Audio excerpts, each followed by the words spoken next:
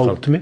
Әрине қауіпті. Салафизмнен. Матхализм салафизмнің ішінде бағанағыдай әдемі витринасы бар, бірақ кейбір елдерде қан төгіп жүрген ағым. Мысалға Ливияда халифа Хафтар деген не бар, басшы бар. Кезінде Ливияда азаматтық соғыс бастаған кезде ол мүлдем Ливияда емес еді, ол шетелде еді.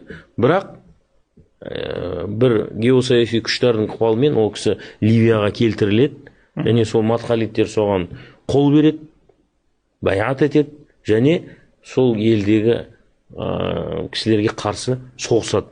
Тіпті кейбір ислам ғалымдарын да өлтіріп кетеді. Мысалға Надир, қалай еді аты? Надир деген ғалым болған Ливияда. Соны өлтіріп кеткен. Тура сол секілді геосаяси заказға сәйкес бұл кісілер нелерін ауыстыра береді, ұстанымдарын. Негізгі бірақ көп сөздері: біз президентті жақсы көреміз, біз МВД-ні жақсы көреміз, біз органдарды өте жақсы көреміз. Ширма деген өте сәтті пайдаланады сол ширманы. Көрдіңіз бе? Бірақ елге келгенде іштен ірітеді. Бір, елдің салт дәстүрін жоққа шығарады. Бұл міндетті түрде елдің салт дәстүрі бұл ширк, бидғат, адасушылық деп бір шиеленіс сызғын сызады. Жоққа шығарады. Елдің тарихы оны да жоққа шығарады. Елдің ғұламалары оларды да жоққа шығарады. Енді бұл кісілердің шамалы көзқарастары біздің қоғамға бейімделмеген. Әрине кейін кезде тақия киіп жүр бұлардың бәрі.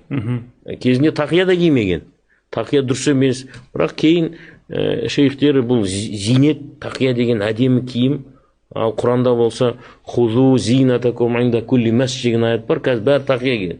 Бұрын тақияны да жоққа шығарады деді. Бұл бидғат, бұл дұрыс емес, бұл қандай тақия бұл деп көп сын айтатын еді, көрдіңіз бе? Сол үшін бұл өте сондай, мына ислам әлемінде сайқал жамағат деп есептеледі.